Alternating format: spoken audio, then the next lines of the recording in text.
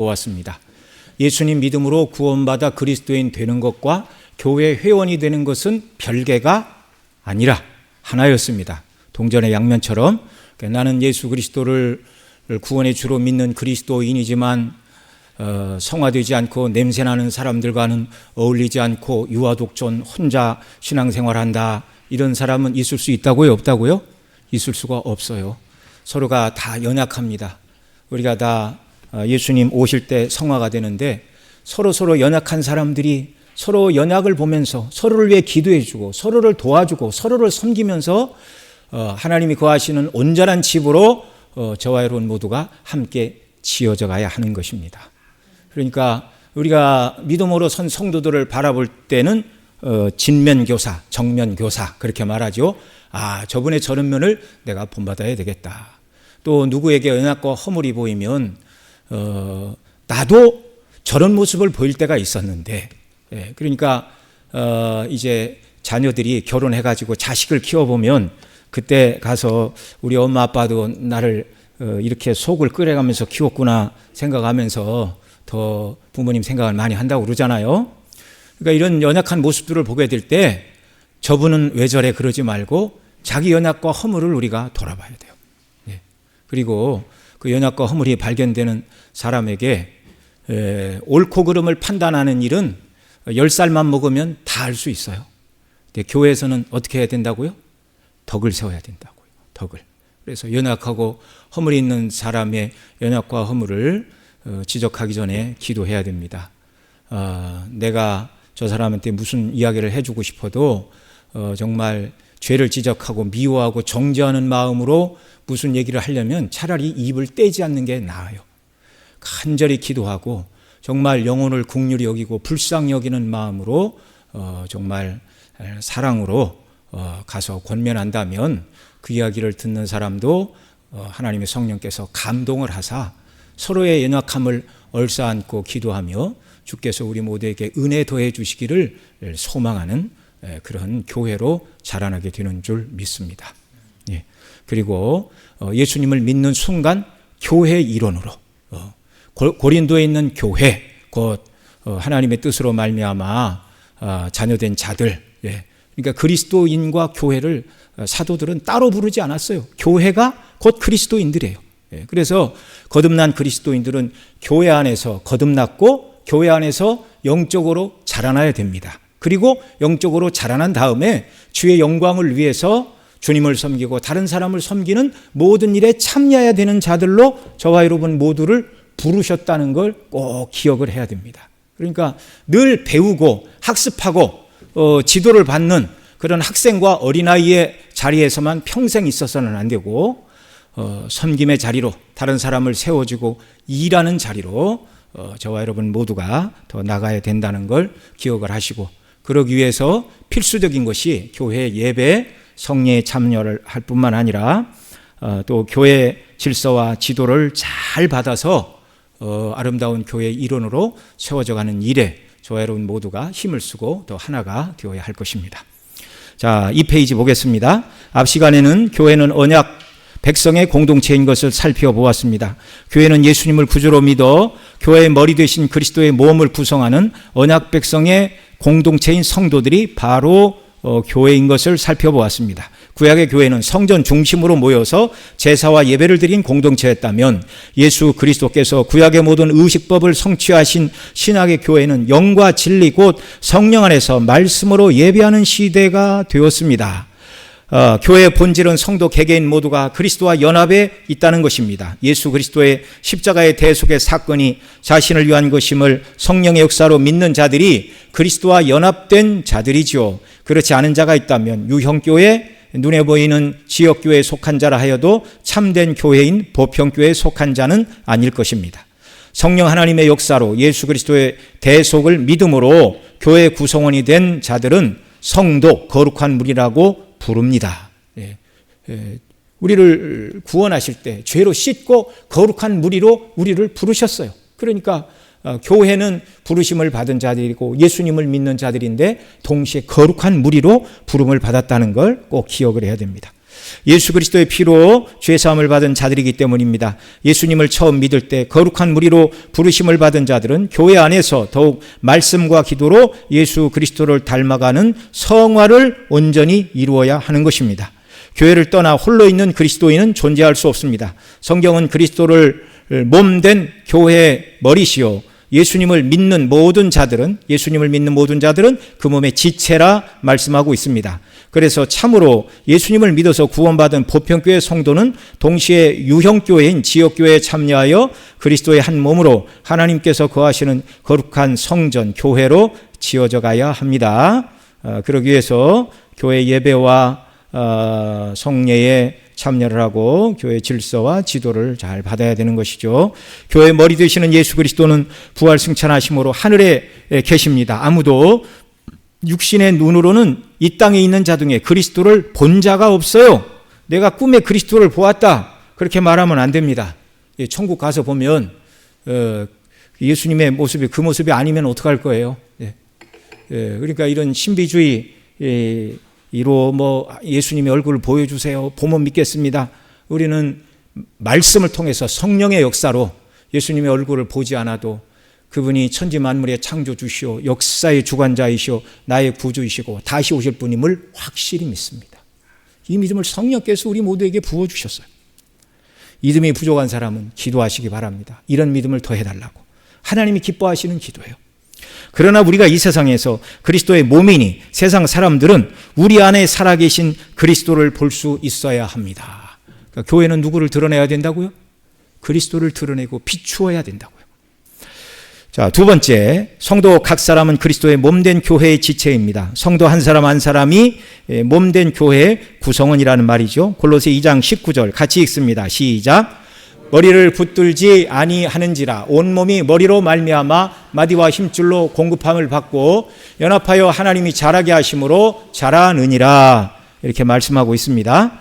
여기서 그리스도께서 몸된 교회 머리가 되심을 말씀하고 있어요. 머리를 붙들지 아니하는지라, 이 머리를 붙들지 않았다는 것은 예수님을 붙들지 않았다는 거예요. 온몸이 머리 곧 예수님으로 말미암아 마디와 힘줄로 공급함을 받아 연합하여 하나님이 자라게 하심으로 성도가 자라나는 거예요. 하나님을 모신 성전으로 자라나는 거예요. 사람에게 몸은 하나밖에 없습니다. 그러나 그 몸에는 눈, 손, 발과 같은 지체가 있습니다. 눈은 보는 일을 하고 손은 일을 하고 발은 걷고 뛰는 사명을 감당합니다. 그리스도의 몸도 마찬가지이죠. 그리스도의 몸을 이루는 각 지체인 성도는 하나님을 섬기고 다른 성도를 섬기는 데 있어 각각 해야 할 일이 주어져 있습니다. 모두가 똑같은 일을 하라고 몸의 지체가 각각 다르잖아요. 역할이 달라요. 그리스도의 몸도 마찬가지라는 말씀이에요. 그래서 한 몸을 구성하는 지체가 여러 가지인 것입니다. 그러니까 몸의 비유를 통하여 사도 바울이 성령의 감동으로 교회가 어떤 존재인가를 잘 설명해 주고 있어요. 이 사실을 고린도 전서 12장 17절로 21절에서 여기 한 절씩 읽습니다. 만일 온몸이 눈이면 듣는 곳은 어디며 온몸이 듣는 곳이면 냄새 맡는 곳은 어디냐. 18절. 그러나 이제 하나님이 그 원하시는 대로 지체를 각각 몸에 두셨으니 만일 다 한 지체뿐이면 몸은 어디냐. 이제 지체는 많으나 몸은 하나라. 21절 같이 읽습니다.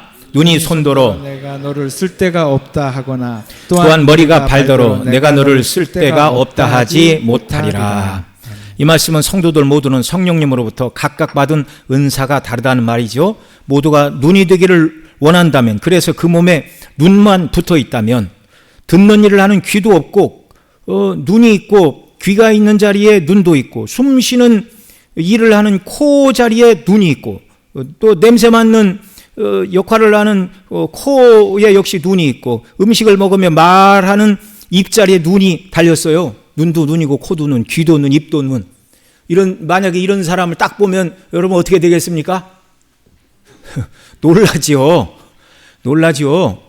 눈이 여기 뭐 하나만 더 있어도 깜짝 놀랄 일인데 그거 어떻게 되겠어요? 얼굴에 전부 다 눈만 있다면. 예. 그 사람들 그러잖아요. 몸이 1000냥이면 이렇게 눈은 900냥이다 그렇게 얘기하잖아요. 보는 게 중요하니까. 중요하기 때문에 온몸의 지체가 다 눈이 되기를 원한다면 숨은 어디로 쉬고 냄새는 어디로 맡고 소리는 어디로 듣고 말은 어디로 하고 밥은 어디로 먹습니까? 안 되는 거예요. 모든 자리에 눈만 있다면 온전한 사람이라고 하지 않는 것입니다. 각 사람 모두는 성령 하나님께 은사를 받았고 그 각각의 은사는 모두 어떻다고요? 중요합니다. 중요합니다. 예수님을 구주로 믿는 자 중에는 은사를 받지 않은 자가 하나도 없어요. 고린도전서 12장 11절에 뭐라고 그래요? 이 모든 일은 같은 한 성령이 행하사 그의 뜻대로 누구에게? 어떤 사람에게? 이렇게 안 돼 있어요. 누구에게? 각 사람에게 나누어 주시는 것이니라. 각 사람에게 나누어 주시려는 것이라는 말씀은 각 사람 모두에게 성령께서 은사와 직임을 주셨다는 말씀이에요. 아직 내가 어떤 은사를 받았는가를 본인이 잘 못 깨달을 수 있을 수 있지만 성령께서 교회를 섬기라고 은사를 주시지 않은 분은 없다라는 말입니다. 에베소 4장 7절에서도 이렇게 말해요. 같이 읽지요. 우리 각 사람에게 그리스도의 선물의 분량대로 은혜를 주셨나니 가르치고 있습니다. 자, 우리 각 사람에게 그리스도의 선물의 분량대로 주셨나니, 여기 각 사람 이라는 표현에서 빠지는 그리스도인이 있습니까? 없습니까? 없어요. 없어요. 자, 그리고 10절로 11절에서 성령께서 각 사람에게 주신 은사를 따라 어떤 직임을 주셨는가를 이렇게 말해요. 같이 읽습니다. 그가 어떤 사람은 사도로, 어떤 사람은 선지자로, 어떤 사람은 복음 전하는 자로, 어떤 사람은 목사와 교사로 삼으셨으니 이는 성도를 온전케 하여 봉사의 일을 하게 하며 그리스도의 몸을 세우려 하심이니라. 여기서 사도 바울이 사도, 선지자, 복음 전하는 자, 목사와 교사만 언급을 했지 그 다음에 일일이 다 언급을 하라 그러면 뭐 누구는 교회에 일찍 와서 안내하는 자, 주방에서 설거지하는 자, 음식에 정말 간을 맞추는 자, 또 테이블을 깨끗이 닦는 자, 청소하는 자, 또 아이들을 떠들 때 사랑으로 안아주고 코를 닦아주는 자, 뭐 그런 얘기는 다 생략이 되어 있는 거예요. 그 은사는 수천 가지입니다. 자, 그런 일들을 통하여 성도를 온전케 하여 봉사의 일을 하게 하며 그리스도의 몸을 세우려 하심이라. 그러나 가장 하나님께서 교회에 주신 가장 핵심적이고 중요한 은사는 초대교회 시대는 사도와 선지자, 복음 전하는 자, 목사와 교사이지만 오늘 이 시대는 목사와 교사를 통하여 말씀을 가르치도록 그런 은혜를 주셨어요. 그러나 목사와 교사가 아니라도 저와 여러분 모두가 다 은사를 받은 자들임을 믿으시기 바랍니다. 자, 성령께서, 하나님께서 각 사람 모두에게 은혜를 주시고 은사와 직임을 주시는 이유는 어떻게 하라고요? 그리스도의 몸을 세우려 하심이라고 말씀하고 있어요. 어떤 분들은 자신은 교회를 섬기고 교회에 공헌할 만한 은사가 없다고 생각하는 경우가 있습니다. 그러나 그것은 결코 옳은 생각이 아니에요. 성경은 분명하게 한 성령이 행하사 그의 뜻대로 각 사람에게 나누어 주시는 것이니라고 말씀하시고 있습니다. 또한 우리 각 사람에게 그리스도의 선물의 분량대로 은혜를 주셨나니라고 가르치고 있습니다. 그러니 나는 받은 은사가 없다, 교회에 공헌할 은사가 없다, 그렇게 말해서는 안 된다는 것이죠. 주님의 몸된 교회를 세우는 데 필요한 어떤 은사를 꼭 주셨다는 말씀입니다. 반대의 경우로 자신은 받은 은사가 많다고 자랑할 수도 있습니다. 그것은 주님의 몸을 구성하는 다른 지체를 존중하지 않는 모습일 수 있어요. 여러분, 저와 여러분 모두는 머리 되신 그리스도의 몸을 구성하는 한 지체라고요. 한 몸이 아니면 자랑할 수 있죠. 이해가 되시죠? 우리 자매들 어디 손톱 이쁘게 하고 오면 이렇게 지나다니면서 이렇게 하고 다닐 수도 있어요. 좀 봐달라는 거죠. 어디서 했어? 이쁘네. 그러나 여러분, 내가 손톱을 하고 나한테 자랑하면서 이거 어떻게 자랑을 해야 돼요? 네? 손톱 이쁘네 그러면 손톱이 자랑하는 거예요? 입이 자랑하는 거예요? 네? 입이 자랑하는 거죠. 네. 그러니까 같은 한 몸에서 한 몸인데 이렇게 거울을 보고서 야, 나는 참 코는 괜찮은데 눈은 별로야. 그렇게 말하기도 합니까? 그러나 그게 합당한 게 아니에요. 합당한 게 아니에요. 다 내 몸이잖아요. 주님의 몸이잖아요. 그러니까 주님의 몸 안에서 한 몸인데 내가 쓰는 내 손인데 너 손은 이 손은 쓸데없다 그러고 뭐 어디 놓고 갈 수 있어요? 그런 거 아니잖아요. 그러니까 우리가 지체들을 바라볼 때 그리스도 안에서 한 몸이다, 한 지체다 이 생각을 하고 성도를 봐야 됩니다. 그래야 내가 저 성도보다 잘났다 하는 마음을 갖지도 않게 되고 내가 저 성도보다 못났다라는 생각도 역시 하지 않게 되는 것입니다.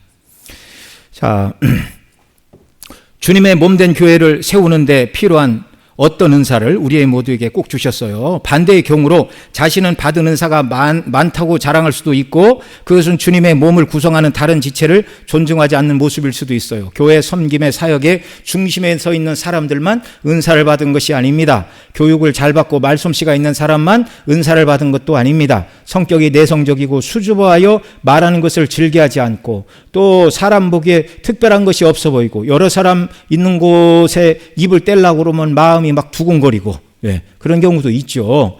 그런 경우라도 모두 성령님께서 각 사람에게 은사를 주셨다는 말씀입니다. 여러분 몸이 아파서 일도 못하고 봉사도 못하고 주일에 예배도 참석도 못하고 집에서 만일 꼼짝 못하고 누워만 있는 성도가 있다 할지라도 이 성도가 교회를 섬길 수 있는 일이 있습니까? 없습니까? 있어요. 그런 성도도 주님의 몸된 교회를 얼마든지 섬길 수가 있어요. 바로 기도로 섬기는 것입니다. 뒤에 가서도 이 기도의 중요성을 계속 이야기하고 있지만 기도로 주님의 몸된 교회를 섬기는 것은 가장 큰 섬김의 은사 중에 하나인 줄을 믿으시기 바랍니다. 가장 큰 은사들 중에 하나예요.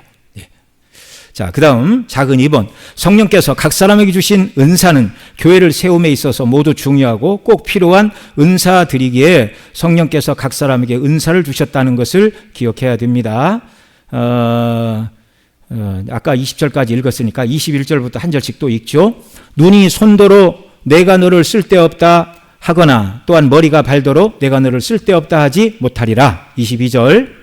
그뿐 아니라 더 약하게 보이는 몸의 지체가 도리로 요긴하고 우리가 몸에 덜 귀히 여기는 그것을 더욱 귀한 것으로 입혀주며 우리의 아름답지 못한 지체는 더욱 아름다운 것을 얻느니라. 그런즉 우리의 아름다운 지체는 그럴 필요가 없느니라. 오직 하나님이 몸을 고르게 하여 부족한 지체에게 귀중함을 더하사 온 몸 가운데 분쟁이 없고 오직 여러 지체가 서로 같이 돌보게 하셨느니라.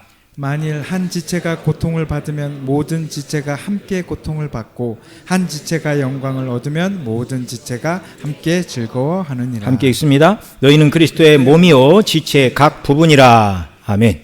사람이 보기에 더 중요해 보이는 은사가 있고 그렇지 않은 은사가 있다고 느낄 수는 있습니다. 그 표현이 21절에서 눈이 손도로 내가 너를 쓸데없다 하거나 또한 머리가 발도로 내가 너를 쓸데없다 하지 못하리라 라는 말씀이에요.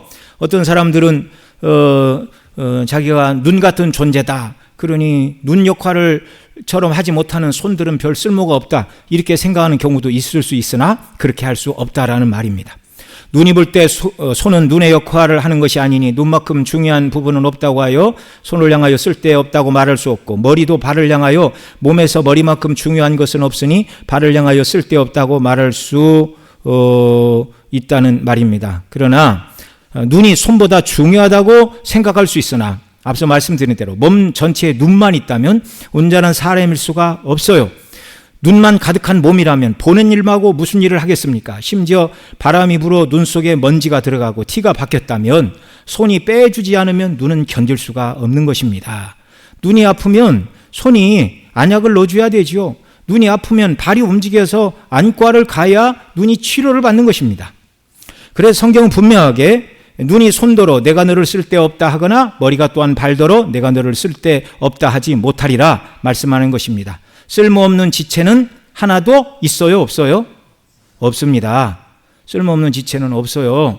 여러분 사람이 오래 걷다 보면 발 뒤꿈치에 각질이 생기죠? 각질은 필요합니까? 안 필요합니까? 각질이 필요해요. 각질이 없고 피부층이 얇다고 그래 보십시오. 걸을 수가 없어요. 발이 아파서.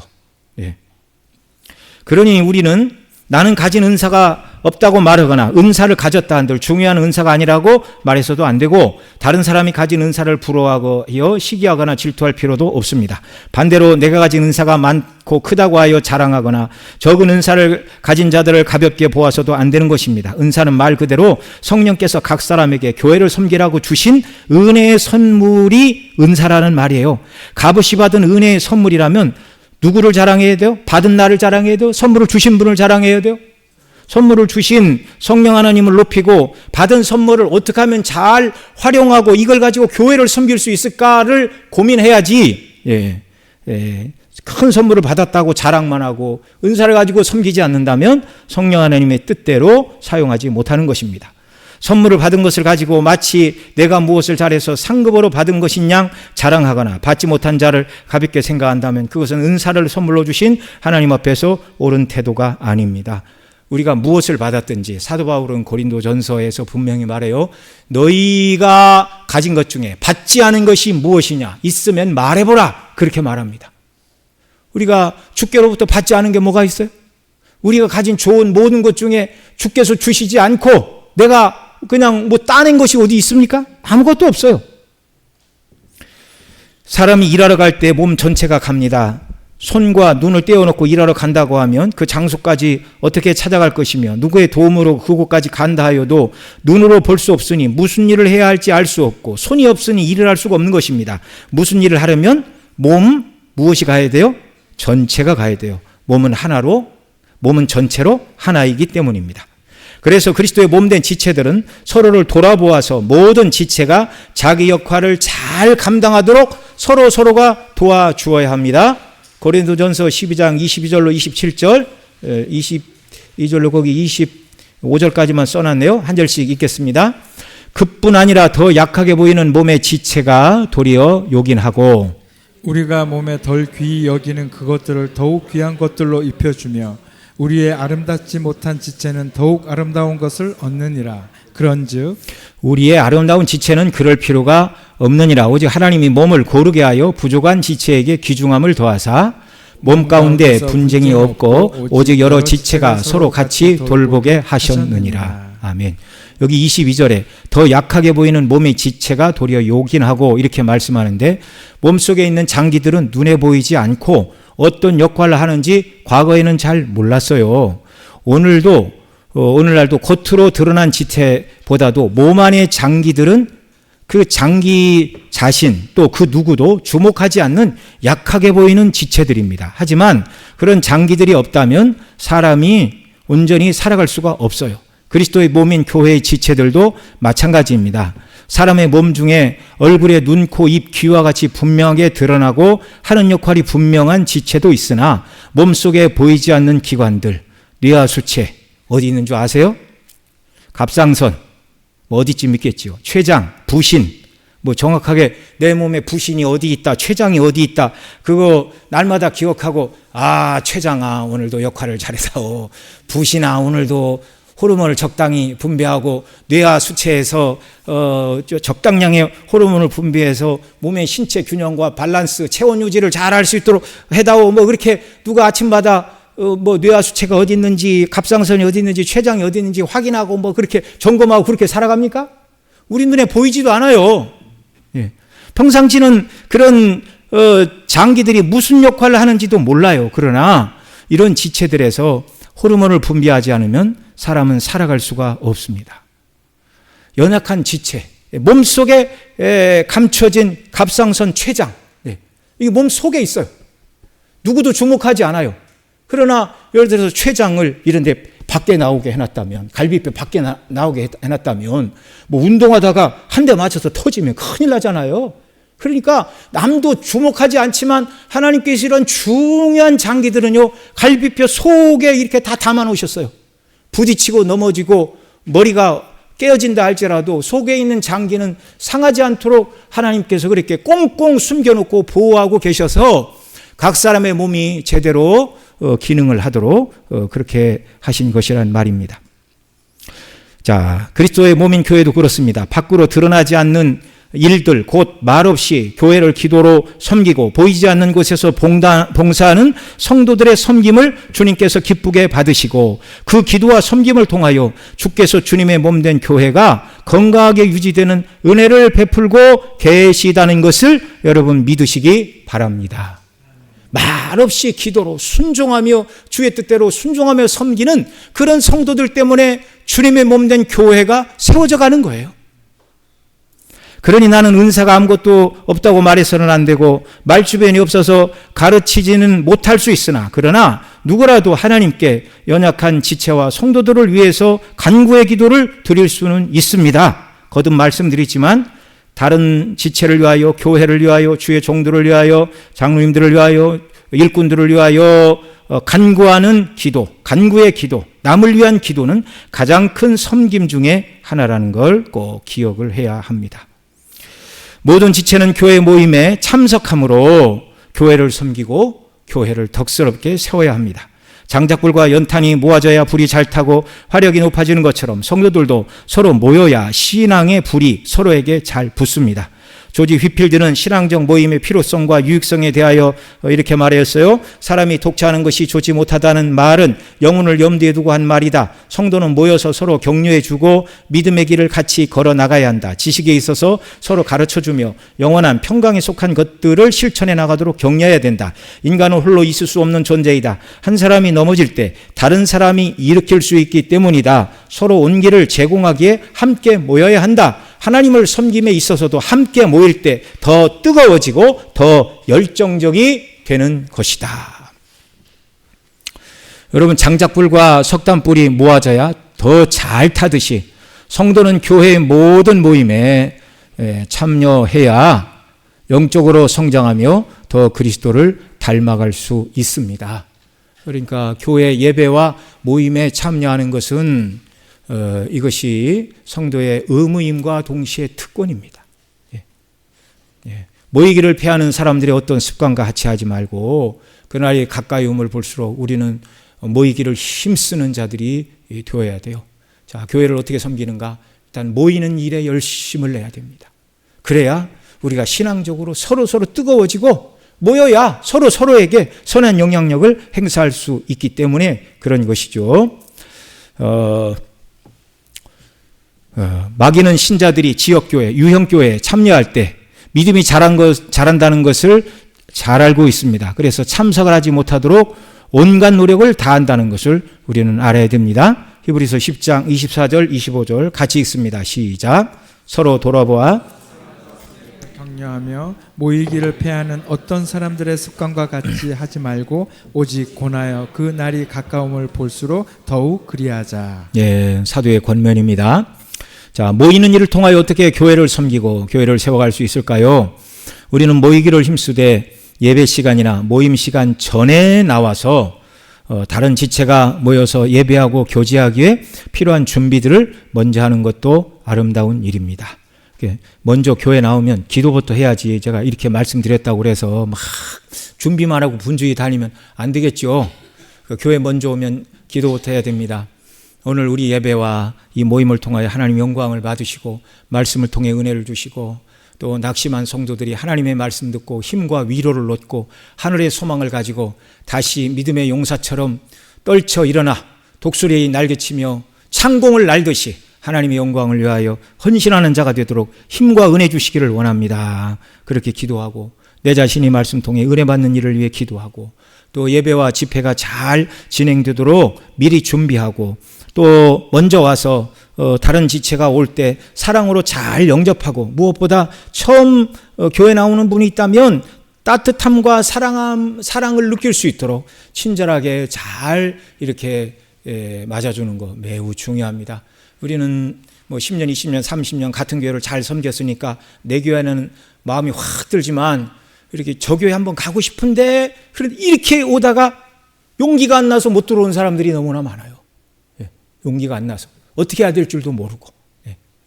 그러나 밖에 안내하시는 분들이 늘 웃고 늘 친절하고 멀리 떨어져 있어도 인사하고 이렇게 하고 그러면 저 교회는 나 같은 사람 가도 왜 왔냐고 눈치 주지는 않겠다. 이런 용기들이 조금씩 생기겠죠. 어쨌든 교회 안에서 우리는 눈이 마주치면 인사를 해야 됩니다. 눈인사라도 사랑으로. 그리스도의 지체이기 때문에. 자, 큰 네 번째, 주님의 몸된 교회의 지체된 성도들은 교회의 필요를 위해서 기도해야 됩니다. 사도 바울은 데살로니가전서 5장 7절에서 어떻게 가르쳤어요? 쉬지 말고 기도하라.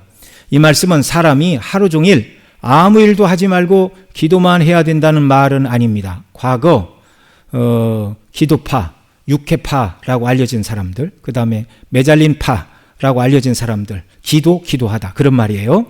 이들은 이단들이었는데 그리스도인들은 이 말씀에 의해서 오직 항상 기도만 하면 되고 다른 것은 할 필요가 없다고 말했습니다.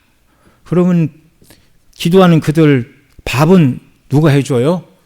예? 그들의 옷은 누가 빨아줘요? 네. 예, 이렇게 기도만 하면 돼 이렇게 말하는 거 이건 이제 너무 지나친 얘기입니다. 여기 항상 쉬지 말고 기도하라는 말씀은요, 누가복음 18장에서 항상 기도하고 낙심치 말아야 될 것을 비유로 말씀하신 것처럼 낙심하거나 지쳐 나가 떨어져서 기도를 그만두게 되어서는 안 된다는 의미입니다. 이 말씀은 우리의 생각과 일들을 주님께 기회가 있는 대로 말하라는 것, 우리의 생각과 일들을 주님께 기회가 있는 대로 아뢰라는 뜻입니다. 빌립보 4장 6절에서는요, 쉬지 말고 기도하라는 말을 이렇게 설명을 해요. 아무것도 염려하지 말고 다만 모든 일에 기도와 간구로 너희 구할 것을 감사함으로 하나님께 아뢰라 라고 말씀하신 것처럼 자신이 행하고 있는 모든 일을 기도로 아뢰는 것이며, 하나님 맡기신 이 일을 제가 감당하고 있습니다. 이 일을 감당할 때 하나님 기뻐하시는 방식으로 감당하게 하시고 하나님께서 아름다운 열매를 맺게 하시고 주의 영광을 높이는 일이 되게 해달라고 우리는 하는 일들을 위해서도 기도하면서 일을 해야 돼요. 또 에베소 6장 18절에서 같이 읽습니다. 모든 기도와 간구를 하되 항상 성령 안에서 기도하고 이를 위하여 깨어 구하기를 항상 힘쓰며 여러 성도를 위하여 구하라 라고 하신 것처럼 기도하기 좋은 때만 기도하는 것이나 모든 기도와 간구를 하되 항상 성령 안에서 기도하고 이를 위하여 깨어 구하기를 힘쓰며 여러 성도를 위하여 구하라. 이를 위하여 깨어 구하기를 힘쓰라. 기도하기 좋은 때라면 뭐 굳이 깨어서 기도할 필요가 없지요. 기도하기 어려운 때이니까 깨어 구하기를 항상 힘쓰라. 이 말이 쉬지 말고 기도하라는 말씀을 설명해 주시는 내용들입니다. 주님의 몸된 교회에 지체된 성도는 주님의 몸된 교회를 위해서, 그 교회를 구성하는 자신을 위해서 매일 일정한 시간을 기도로 따로 떼어놓고 말씀을 읽고 묵상하는 것이 좋습니다. 새벽 예배에 참석하는 것이 좋으나 과거 농경사회와 달리 현대인들은 늦게까지 활동을 하고 또 일찍 출근을 해야 하며 예배당과 거리가 가까운 분들이 많지 않아서 현실적으로 새벽 예배에 참여하는 것은 쉽지가 않은 일입니다. 그러나 어느 시간이 되었든지 매일 시간을 정해놓고 자신은 물론 주님의 몸된 교회를 위해서 기도로 섬겨야 하겠습니다. 의무이면서 또한 특권인 것을 꼭 기억하시기 바랍니다.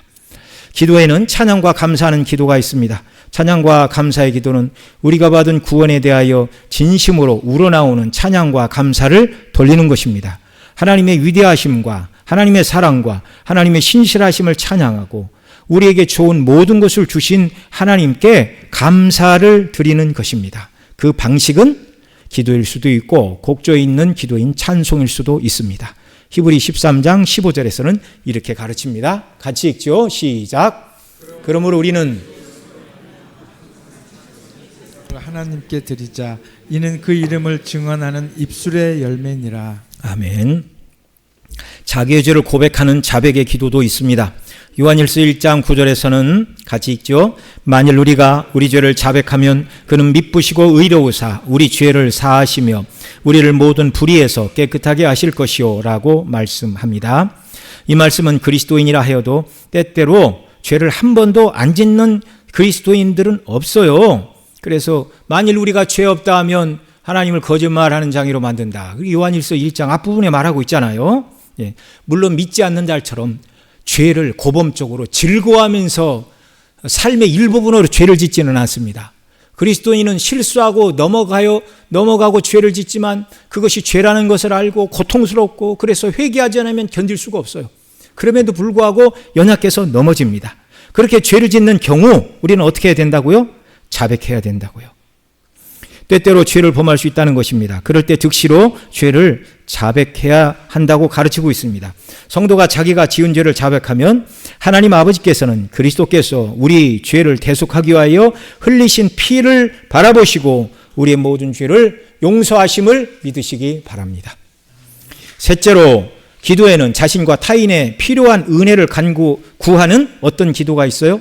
간구의 기도가 있습니다. 다른 사람을 위한 기도, 그렇게 말할 수도 있죠. 주님은 마태복음 7장 11절에서 이렇게 말씀하셨어요. 같이 읽습니다. 너희가 악한 자라도 좋은 것으로 자식에게 줄 알거든 하물며 하늘에 계신 너희 아버지께서 구하는 자에게 좋은 것으로 주시지 않겠느냐. 아멘. 하나님 아버지께서는 좋은 것 주시기를 기뻐하십니다. 좋은 것을 주시되 어떤 사람에게 주신다고요? 구하는 자에게 주십니다. 구하지 않으면 구할 때를 기다리시는 거예요. 왜냐하면 내가 하나님의 도우심과 은혜가 필요한 존재라는 것을 깨닫게 하시고 또 그 모든 것을 주시는 분이 자비로우신 아버지인 것을 알게 하시고 또 기도로 나가 하나님 아버지와 교통하기를 하나님이 원하시기 때문에 간구하는 자에게 좋은 것을 주십니다. 그래서 우리는 기도해야 돼. 기도를 의무다 힘든 일이다만 생각하지 말고 사랑하는 연인들과 얼굴을 못 보면 전화를 하잖아요. 그처럼 우리가 그리스도의 십자가의 대속의 사랑의 은혜를 인하여 하나님 아버지께 날마다 구원의 은혜에 대해서 감사하고 주님을 더 잘 섬길 수 있는 은혜와 성령의 충만을 부어달라고 우리가 기도해야 됩니다. 그러기 위해서 우리는 성령으로 충만해야 됩니다. 성령 충만한 성도는 예수님의 십자가의 대속의 은혜로 구원받은 기쁨으로 충만하여 주님의 몸된 교회를 즐거움으로 섬기게 되기 때문입니다. 우리가 주님의 몸된 교회를 기쁨으로 섬기려면 무엇을 받아야 된다고요? 성령의 충만을 받아야 된다고요. 성령께서 우리 마음을 받은 은혜로 휘저어 주실 때 주의 영광을 위하여 섬기고 헌신하는 모든 일이 힘들게 느껴지지 않고 짐으로 느껴지지 않고 특권으로 영광으로 느껴지게 되는 줄을 믿으시기 바랍니다. 이런 성도에게 아이고 힘드시죠? 그럼 뭐가 힘들어요 목사님? 별 말씀을 다 하십니다. 주님이 주시는 은혜와 힘으로 섬기는 사람들은 이렇게 말하는 거예요. 그러나 성령의 역사가 없이 자기 힘으로 꾸역꾸역 무엇을 하는 사람 힘드시죠? 그러면 목사님이 알아주시네요. 이번만 하고 다음은 안 합니다. 이렇게 되는 거예요. 우리가 기도함으로 주를 섬기고 주님의 몸된 교회를 섬겨야 돼요. 성도 개개인 모두는 예수님을 닮아야 하는 성화를 이루며 또한 주님의 몸된 교회를 섬김으로 하나님 나라를 세우고 확장해야 되는 사명을 받은 자들이에요. 이것이 함께 성전으로 지어져가는 것이며 그리스도의 몸을 세우는 일인 줄 믿으시기 바랍니다. 이 일을 잘 감당하는 자가 되도록 은혜와 도우심을 간구하고 그 모든 일을 기쁨으로 감당케 하시는 성령의 충만을 구해야 돼요. 나 자신을 위해서. 그리고 주님의 몸된 교회의 지체는 다른 지체를 위해서 기도해야 할 사명을 받았습니다. 다른 말로 지역교회, 유형교회는 모든 교회는요 자신이 속한 주님의 몸된 교회를 위해서 기도해야 한다는 말입니다. 목회자와 장로님들과 교사와 구역장 같은 눈에 보이는 일을 하는 사역자들을 위해서 또한 모든 교우들이 믿음으로 견고히 서고 그리스도를 닮아가는 은혜 주시기를 위해서 기도할 뿐만 아니라 연약한 교우들의 건강과 행하는 일에 함께하사 하나님의 영광을 위해서 헌신하는 자들이 되기를 위해 기도해야 합니다. 예배와 모임을 통해서 은혜 주시기를 위해 기도하고 주님의 몸된 교회가 사랑 안에서 하나가 되며 복음이 불신자들에게 전파되는 일을 위해서 우리는 기도해야 하겠습니다. 또한 주님의 몸된 교회의 지체된 성도는 물질을 드림으로 주님과 교회를 섬겨야 됩니다. 성도는 구원받은 은혜의 감격으로 주를 섬기기 위해서 예수 그리스도의 복음이 광포되고 하나님 나라가 확장되는 일을 위해서 시간을 드리고 마음을 들여 기도할 뿐만 아니라 또한 물질을 드림으로 주님과 교회를 섬겨야 됩니다. 여러분 우리가 해외 선교사님들을 위해서 기도만 하고 물질로 후원하지 않으면 그분들이 어떻게 선교의 사명을 감당할 수가 있어요? 물질이 있는 곳에는 마음이 있는 것입니다. 여러분 제가 여러분들한테 교회 헌금을 하십시오. 물질을 드려야 됩니다. 그 말을 하는 게 아니라 참된 은혜를 받은 성도들이 주님을 섬기는 삶의 방편을 말씀을 드리는 거예요. 예전에 어느 분이 하나님께서 큰 은혜를 주셨습니다. 그래서 그러면 주 앞에 감사함을 드려야 되겠네요. 그랬더니 그 말을 이상하게 오해를 하는 사람이 있어요. 그렇게 이상하게 오해를 하면 안 되죠. 웨스트민스터 신앙 고백서와 소요리 문답을 신앙의 유산으로 삼은 성도들은 동일한 분들이 작성한 교회 정치와 예배 모험을 따라 신앙생활을 해야 됩니다. 이분들이 모여서 맨 먼저 작성한 게 교회 예배모범, 교회정치, 시편 찬송가를 맨 먼저 작성했고, 그 다음에 신도계호서를 작성했고, 그 다음에 대요리, 소요리 문답을 이렇게 순차적으로 작성을 했고, 교회가 그걸 받았어요. 우리가 교회 헌법으로 삼고 있는 헌법책 맨 앞에 12신조가 있고, 그 다음에 대요리, 소요리가 있고, 교회 정치가 있고, 예배모범, 권징조례, 헌법적 규칙이 있고, 그리고 맨 뒤에 신도계호서, 신앙고백서 33장이 기록되어 있습니다. 그 모든 것들이 다 저와 여러분들이 정말 신앙의 표준으로 받은 문서들이에요.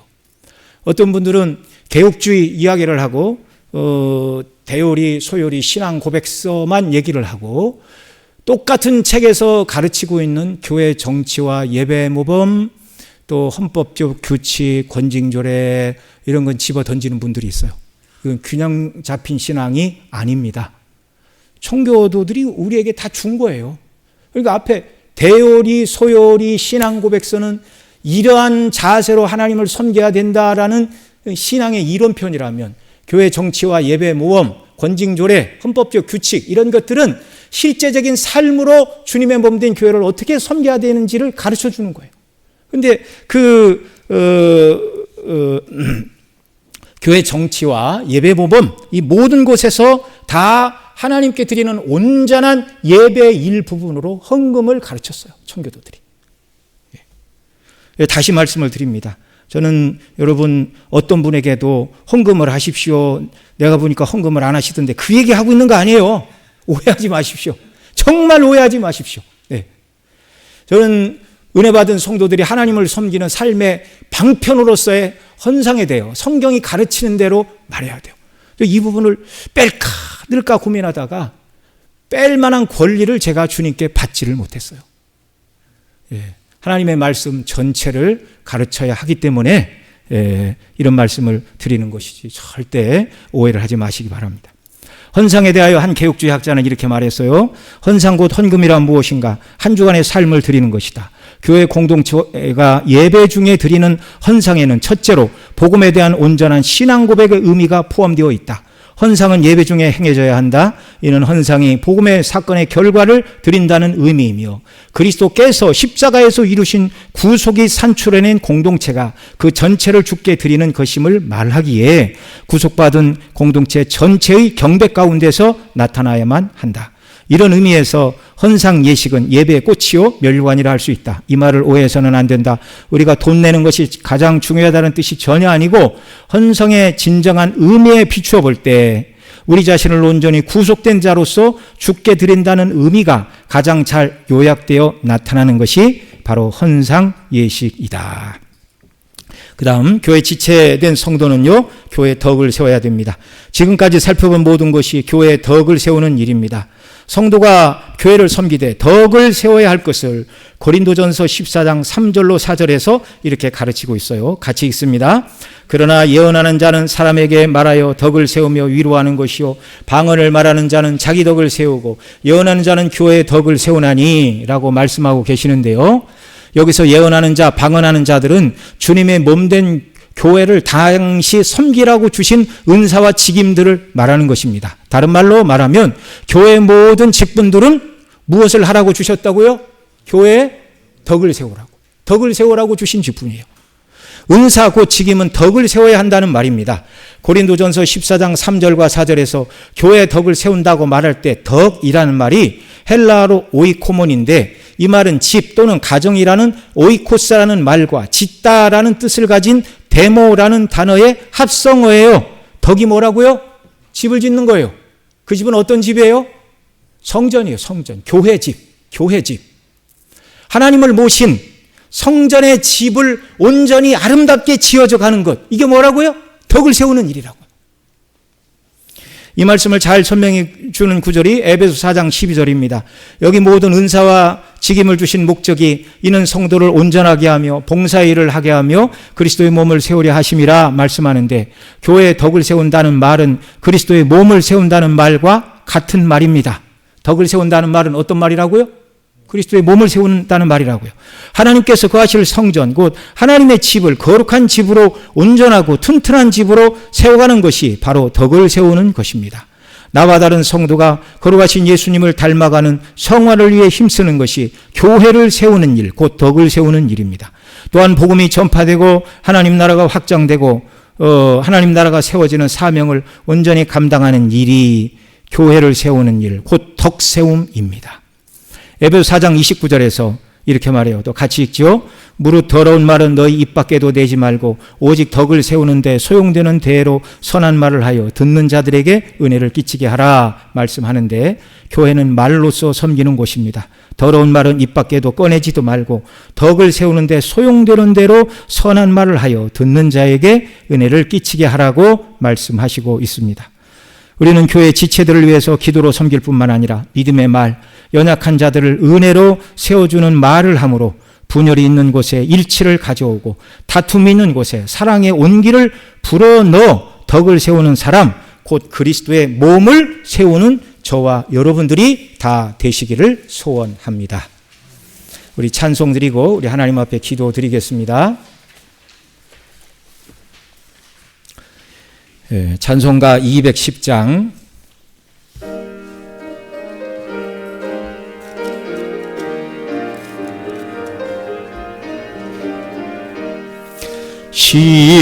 시온성과 같은 교회 그의 영광 한없다.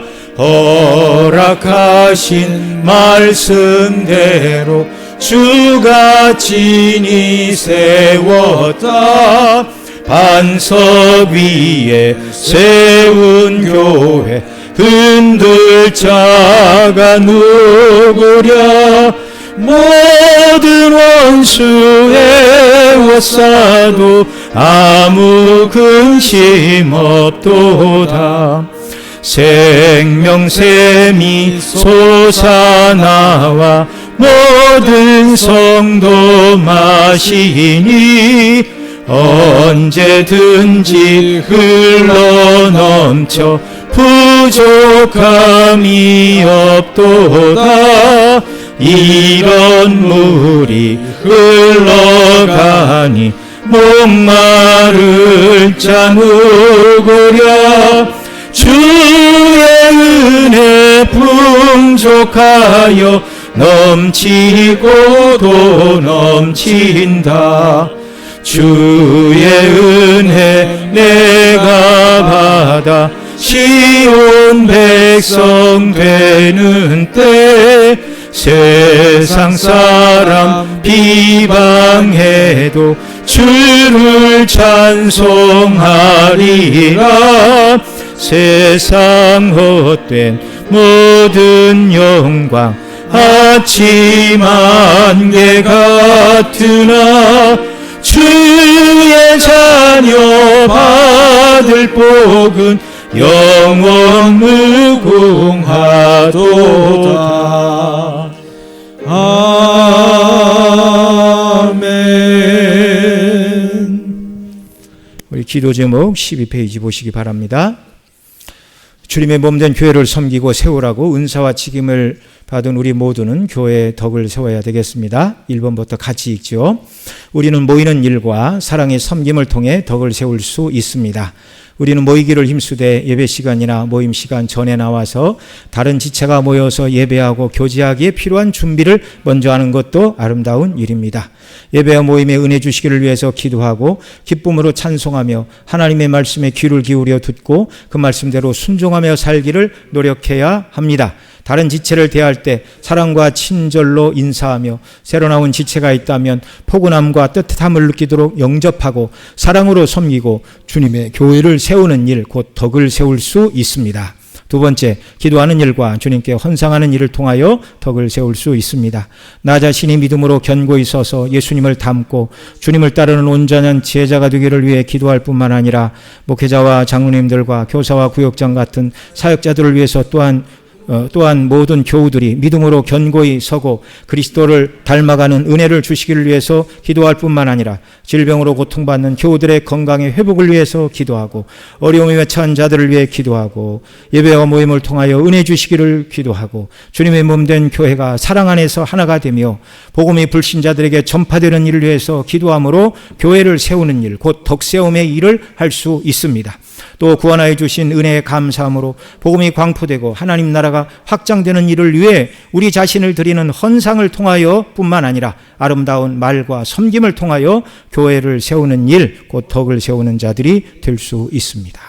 이 기도 제목을 붙들고 나를 주님의 몸된 교회의 일원으로 세우시고 교회를 온전히 교회로 지어져 가라고, 덕을 세우라고, 주님의 몸된 교회를 세우라고 나를 구원하시고 직임을 주신 주님, 제가 이 일을 잘 감당할 수 있도록 제게 성령의 충만한 은혜를 주시고 또 교회 여러 목회자와 장로님, 사역자들, 연약한 자들, 우리의 기도와 도움과 위로가 필요한 자들을 위하여 기도하고 사랑으로 권면하고 그들을 함께 사랑으로 세워가는 이런 믿음의 사람이 되도록 제게 성령 충만함과 은혜를 주시고 주님의 받은 은혜에 비추어 기꺼이 주님의 교회를 섬기는 섬김의 사역에 적극적으로 참여하는 은혜 주시기를 원합니다. 위에서 다 같이 통성으로 기도드리겠습니다. 사랑하시는 아버지 하나님, 이 시간 저희들 기도합니다. 주님의 몸된 교회를 섬기고 세우라고 은사와 직임을 우리 모두에게 주셨습니다. 교회의 덕을 세우는 자들 다 되게 하여 주옵소서. 먼저 우리가 모이는 일과 사랑의 섬김을 통해 덕을 세울 수 있는 줄 믿습니다. 모이기를 힘쓰되 예배 시간이나 모임 시간 전에 나와 다른 지체들이 모여 예배하고 교제하기에 필요한 준비를 먼저 하는 아름다운 섬김이 우리에게 있게 하시고 또 예배와 모임에 은혜 주시기를 위해서 기도하고 기쁨으로 찬송하며 하나님의 말씀에 귀를 기울여 듣고 그 말씀대로 순종하며 살기를 노력하는 저희들이 다 되게 하여 주시옵소서. 다른 지체들을 대할 때 사랑과 친절로 인사하며 새로 나온 지체가 있다면 포근함과 따뜻함을 느끼고 사랑으로 영접하고 사랑으로 섬김으로 주님의 교회를 세우는 일, 곧 덕을 세우는 일을 잘 감당하도록 우리 모든 성도들에게 부족한 종에게 은혜를 더하여 주시옵소서. 기도하는 일과 주님께 헌상하는 일을 통하여 덕을 세워가게 하여 주옵소서. 나 자신이 믿음으로 견고히 서서 예수님을 닮게 하시고 주님을 따르는 온전한 제자가 되기를 위해서 기도할 뿐만 아니라 목회자와 장로님들과 교사와 구역장 같은 사역자들을 위해 또한 모든 교우들이 믿음으로 견고히 서고 그리스도를 닮아가는 은혜 주시기를 위해 기도하게 하여 주옵소서. 질병으로 고통받는 교우들의 건강의 회복을 위해서 더 기도하게 하시고 어려움에 처한 자들을 위해서 기도하고 예배와 모임을 통해 은혜 주시기를 기도하고 주님의 몸된 교회가 사랑으로 하나가 되며 복음이 불신자들에게 전파되는 일을 위해 기도함으로 교회를 섬기는 일, 곧 덕세움의 일에 참여하는 우리 모든 성도들이 다 되게